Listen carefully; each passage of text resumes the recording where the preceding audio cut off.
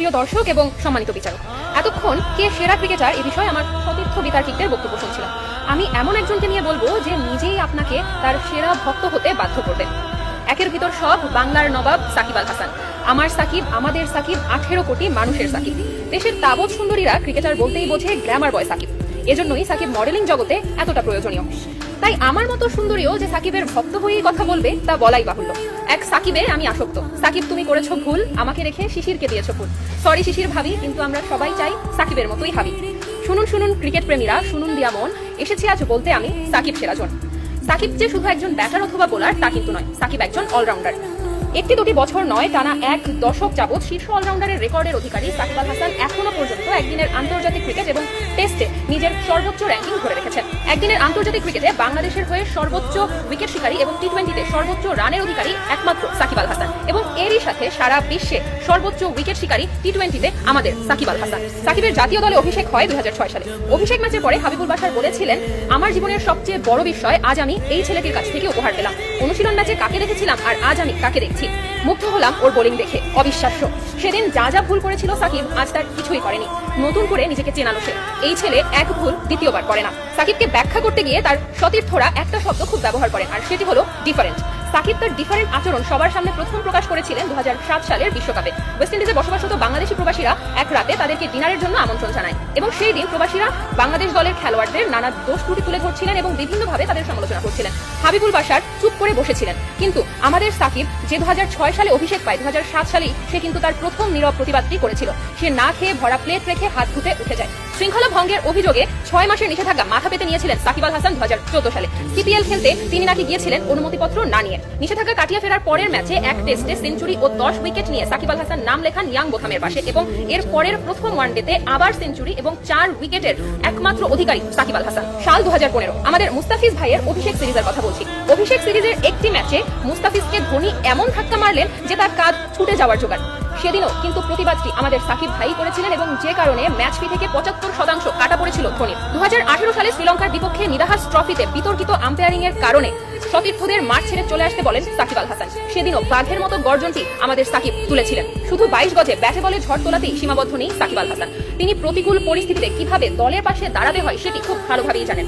সাকিব একটি মহাকাব্য, যার শেষ অধ্যায় কোথায় সেটা আমরা কেউ জানি না। সেটি জানা আছে শুধুমাত্র সাকিব আল হাসানের।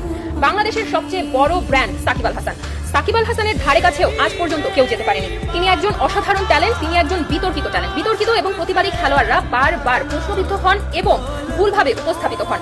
বাংলার দামাল ছেলেরা সবাই খুবই ভালো খেলেন এবং দর্শকের ভালোবাসা মাখা করতালি উপহার পান। কিন্তু কিছু কিছু সময়ে দর্শকদের বিমোহিত করতে রোমাঞ্চকর খেলা দেখানোর প্রয়োজন হয়, যেটা একমাত্র আমাদের অলরাউন্ডার সাকিব আল হাসানই দেখাতে পারেন। সাকিব মানেই রেকর্ড, রেকর্ড মানেই সাকিব। সাকিব মাঠে নামেন রেকর্ড করতে, সাকিব মাঠে নামেন রেকর্ড ভাঙতে। এমন কখনো হয়নি যে সাকিব আল হাসান ম্যাচ হারের কারণ হয়েছেন, কিন্তু 2021 সালে সেই সমালোচনার তকমাটিও যেন তার গায়ে লেগে গেল। বাংলাদেশ অস্ট্রেলিয়ার টি-20 ম্যাচে 1 ওভারে 30 রান দিয়ে তিনি ফের বিতর্কে জড়ালেন। এই ঘটনা ভোলার নয়। এই ঘটনা সাকিবের মতো দুর্দান্ত অঘটন ঘটানো খেলোয়াড়ের জন্য তো আরো ভোলার নয়। ঈদের জবাব পাটকেলে দিতেই হয়তোবা সাকিব এই ঘটনাটি ভোলেননি, এবং ঠিক পরের ম্যাচে 9 রানে 4 উইকেটের বুমেরাং হয়ে জবাবটি ফিরে এসেছিল, যেটি হয়তোবা খোদ অস্ট্রেলিয়াও ধারণা করতে পারেননি। সাকিব সেদিন আবারও প্রমাণ করেছিলেন যে তিনি এক ভুল দ্বিতীয়বার করেন না। সাকিব আমাদের তার মাহাত্ম্য জানান দিয়েছেন বারবার। ওটা এক জেনারেশন যাকে দেখে শিখেছে বারবার, যাকে দেখে আমরা শিখেছি আমরাও জিততে পারি, আমরাও ছিনিয়ে আনতে পারি জয়। ব্যাটে আর বলের লড়াইয়ে একটুও ছাড় নয়। সাকিবের উঠতি বয়সে কথাসাহিত্যিক হুমায়ুন আহমেদ সাকিবের মাহাত্ম্য বুঝতে পেরেছিলেন, এবং এই কারণে তিনি তার আত্মজীবনীমূলক বই ফাউন্টেন পেন উৎসর্গ করে গেছেন সাকিব আল হাসানকে। যখন তাকে জিজ্ঞেস করা হয়েছিল এর কারণ, তখন তিনি বলেছেন, ক্রিকেটে একটি ওভারে 6টি বল করা হয়। 6টি বলের প্রতিটিতে থাকে একটি করে সম্ভাবনার গল্প, উইকেট পড়ার সম্ভাবনা, রান হওয়ার সম্ভাবনা। আমার কাছে সাকিব আল হাসানকে মনে হয় সেই গল্পের সংকলন। তিনি আরো বলেন, বল পেনের কালি শেষ হয়ে গেলে সেটি দিয়ে আমরা লিখতে পারি না, কিন্তু ফাউন্টেন পেনের কালি শেষ হয়ে গেলে সেটিতে আমরা আবার কালি ভরে ব্যবহার করতে পারি, আবার লিখতে পারি। সাকিব আমাদের ফাউন্টেন পেন। সবাই থেমে গেলেও সাকিব থেমে যান না। ছেলেটা অদম্য, ছেলেটা অফুরন্ত। 2014 সালে টি-20 বিশ্বকাপে বিদেশি খেলোয়াড়দের শক্তির উৎস বোঝাতে সাকিব বলেছিলেন, ইংল্যান্ড অস্ট্রেলিয়ার প্লেয়াররা বেড়ে ওঠার সময় পুষ্টিকর খাবার পায়, ডিম, দুধ, অরেঞ্জ জুস বাধ্যতামূলক। সেই সাক্ষাৎকারের মূল কথা না বুঝে আমাদের দর্শকরা শুরু করলো অরেঞ্জ জুস নিয়ে ট্রল করা। তখনই সাকিব আক্ষেপ করে বলেছিলেন, এই দেশের মানুষ আমাকে কখনো বুঝবে না।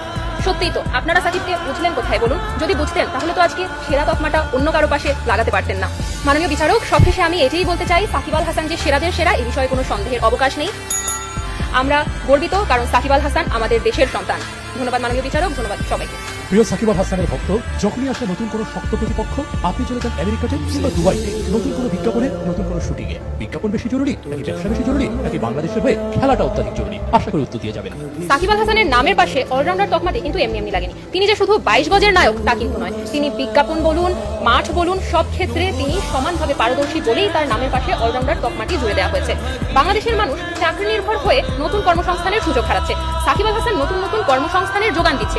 এই যে আর 2 বছর পরে স্নাতক শেষ করে বের হবেন, তখনই বুঝতে পারবেন চাকরির বাজারে নতুন কর্মসংস্থানের কতটা গুরুত্ব। সাকিব আল হাসান নতুন প্রজন্মকে ব্যবসা করে স্বনির্ভর হওয়ার জন্য অনুপ্রাণিত করে যাচ্ছেন।